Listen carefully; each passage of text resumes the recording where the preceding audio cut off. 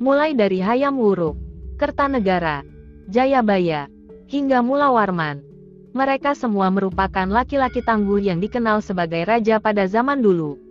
Namanya dikenang dalam sejarah karena mereka berhasil memimpin dengan baik. Namun di tengah sistem patriarki yang sangat kental, ternyata ada sejumlah pemimpin perempuan yang tak kalah hebat daripada raja-raja di atas. Mereka berhasil membuat kerajaannya berkembang pesat, memimpin dengan tegas, serta tak ragu terlibat di peperangan. Sebagian besar pemimpin perempuan ini tetap disebut sebagai raja, bukan ratu. Sebab itulah gelar yang diberikan kepada mereka. Ingin tahu siapa saja sosok raja perempuan yang pernah memimpin kerajaan di Nusantara? Berikut ini kisahnya. 1. Gayatri Rajapatni, perempuan di balik Majapahit.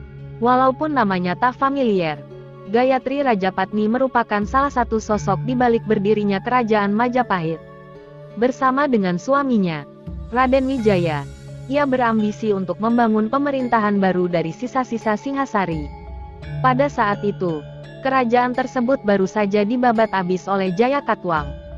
Menurut laporan dari Fakultas Ilmu Budaya Universitas Airlangga, Gayatri memang tidak secara langsung menjadi raja. Akan tetapi, ia berhasil mendidik anak cucunya untuk memimpin Majapahit hingga menjadi kerajaan yang besar. Di antaranya adalah Tribhuwana, Gajah Mada, hingga Hayam Wuruk. Gayatri pada saat itu dikenal sebagai sosok Ibu Suri, yang selalu memikirkan masa depan kerajaannya. Ia menolak naik tahta karena dirinya merupakan anak Raja Singhasari, Kertanegara.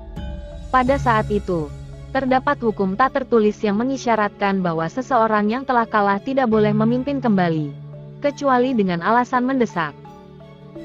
2. Tribhuwana Wijaya Tunggadewi, salah satu Raja Majapahit paling berpengaruh. Namanya sering disebutkan dalam sejarah. Tribhuwana Wijaya Tunggadewi merupakan anak perempuan dari Gayatri Rajapatni. Ia mendapatkan mandat dari ibunya untuk memimpin Majapahit. Tugasnya adalah memperbaiki kerajaan setelah kekacauan yang disebabkan oleh Jayanegara. Mengutip studi dari Jurnal Pendidikan Sejarah Universitas Negeri Surabaya, Tribhuwana memiliki peran yang besar dalam perkembangan Majapahit. Berikut ini di antaranya: berhasil mengembalikan kepercayaan rakyat kepada pemerintahan Majapahit, berhasil menaklukkan wilayah Sadeng dan Keta, mengangkat Gajah Mada sebagai Rakryan Mahapati yang menghasilkan program politik baru, yaitu Sumpah Palapa. Bersamanya, Tribhuwana ingin mempersatukan seluruh wilayah Nusantara, berhasil menaklukkan Sumatera dan Bali lewat Sumpah Palapa. 3. Ratu Sima dari Kerajaan Kalingga. Sosok perempuan hebat berikutnya adalah Ratu Sima dari Kerajaan Kalingga. Ia dikenal sebagai sosok yang adil dan tegas dalam memimpin. Sang ratu juga menjunjung tinggi hukum dan tak ragu menjatuhi sanksi kepada pelanggarnya. Itulah kenapa rakyat sangat patuh. Cerita tentang ketegasan Ratu Sima bergaung hingga ke berbagai negara. Kala itu, seorang raja bernama Tasih dari Timur Tengah ingin menguji kebenaran kisah tersebut dan pergi ke Kalingga. Ia sengaja menjatuhkan kantung berisi emas di jalan untuk melihat adakah orang yang berani mengambilnya. Ternyata, kantung tersebut tetap berada di tempat semula hingga berbulan-bulan kemudian. Setelahnya, Pangeran Narayana, anak Ratu Sima, tak sengaja menyentuhnya dengan kaki. Sang ibu pun hendak menghukumnya. Namun karena Narayana melakukannya secara tak sengaja, para pejabat setempat memohon keringanan dan ampunan untuk sang pangeran. Ratu Sima memimpin Kalingga selama kurang lebih 60 tahun. Rakyat begitu menghormatinya karena ia mengajarkan kejujuran dan nilai-nilai kebaikan lainnya. Sepeninggal Ratu Sima, kerajaan tersebut runtuh karena serangan dari kerajaan Sriwijaya. 4. Dia Suhita, menjadi pemimpin di usia muda. Majapahit nampaknya merupakan kerajaan yang sering dipimpin oleh perempuan. Selain Gayatri dan Tribhuwana, sosok raja lainnya yang tak kalah populer adalah Dia Suhita atau yang dikenal pula sebagai Ratu Ayu Kencana Wungu. Ia merupakan pewaris tahta Majapahit ke-7 yang menjabat setelah Perang Paregrek. Suhita diangkat menjadi pemimpin saat dirinya masih sangat muda, yaitu sekitar 20 tahun. Walaupun begitu, ia tak kalah cakap dari pendahulunya, yaitu Tribhuwana.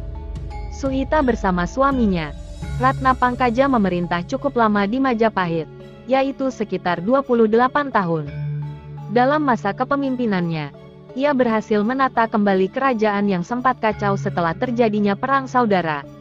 Ia juga menggencarkan perkembangan sumber daya alam, mendirikan tempat pemujaan, candi, dan punden berundak. Ternyata, dirinya merupakan perempuan terakhir yang memimpin Majapahit. Sepeninggalan Suhita, tidak ada lagi raja perempuan lain yang menguasai kerajaan terbesar di Nusantara tersebut. 5. Sultanah Nahrasia, perempuan pertama yang menguasai Samudra Pasai. Beranjak dari Jawa, berikutnya ada Sultanah Nahrasia. Ia merupakan perempuan pertama yang menjadi raja di Aceh, tepatnya di Kerajaan Samudra Pasai. Saat itu, ia menggantikan ayahnya yang bernama Raja Malikussaleh. Sultanah Nahrasia membawa banyak perkembangan di kerajaan Islam tersebut.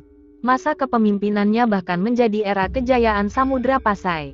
Ia berhasil meningkatkan laju perdagangan, kesejahteraan rakyat, serta memperjuangkan hak-hak para perempuan yang saat itu sering disepelekan. Raja perempuan ini sangat dihormati oleh penduduk setempat. Dilansir Museum Nasional, kuburannya diberi nisan yang bertuliskan berikut ini. Inilah kubur wanita yang bercahaya suci, ratu yang terhormat, almarhumah yang diampunkan dosanya, Nahrasia. Putri Sultan Zainal Abidin, putra Sultan Ahmad, putra Sultan Muhammad, putra Sultan Malik As-Soleh. Kepada mereka itu dicurahkan rahmat dan diampunkan dosanya. Mangkat dengan rahmat Allah pada hari Senin, 17 Zulhijjah 831 Hijriyah, 1428. 6. Dyah Tulodong, Sang Ratu Mataram kuno. Sri Maharaja Rakai Layang Dyah Tulodong Sri Sajana Sanmatanuraga Utunggadewa dikenal pula dengan nama Dyah Tulodong. Ia merupakan perempuan yang memimpin kerajaan Mataram kuno sekitar tahun 919 sampai 924. Tak banyak cerita yang beredar mengenai sang ratu. Namun ia terkenal karena mampu menggagalkan ekspansi Raja Airlangga yang saat itu telah menguasai wilayah di sekitar Mataram kuno. 7. Sultanah Safiatuddin, raja perempuan dari Aceh. Jika Sultanah Nahrasia berasal dari Samudra Pasai, Sultanah Safiatuddin merupakan pemimpin kerajaan Aceh. Ia menggantikan tahta suaminya yang meninggal, yaitu Sultan Iskandar Sani. Sebab keduanya tidak memiliki anak untuk melanjutkan kepemimpinan. Walaupun pemilihan Safiatuddin sempat menuai pro dan kontra, perempuan ini berhasil membawa perkembangan pesat di kerajaan Aceh. Masa kepemimpinannya bahkan disebut sebagai zaman keemasan Islam dan Melayu. Alih-alih berperang dan berjuang di bidang militer, Safiatuddin mengandalkan taktik diplomasi untuk mengekspansi kerajaannya. Ia pandai membangun aliansi dengan wilayah-wilayah lain. Sang Sultanah juga mampu melindungi kerajaannya dari gempuran penjajah Eropa. 8. Ken Dedes. Ken Dedes adalah permaisuri dari Ken Arok, pendiri kerajaan Singasari di Malang, Jawa Timur. Hal itu menjadikan Ken Dedes sebagai ratu pertama kerajaan Singasari. Ia kemudian dikenal sebagai leluhur Wangsa Rajasa, Traraja yang berkuasa di Pulau Jawa, dari kerajaan Singasari hingga Majapahit. Konon, Ken Dedes digambarkan sebagai seorang wanita yang sangat cantik bak bidadari dan dikenal sebagai wanita terpandang karena berasal dari kasta Brahmana, kasta tertinggi dalam agama Hindu. Karena kecantikannya, suami pertama Ken Dedes yang bernama Tunggul Ametung dibunuh oleh Ken Arok. Demikian kisah 8 raja perempuan kerajaan di Nusantara. Semoga bermanfaat untuk kita semua. Terima kasih.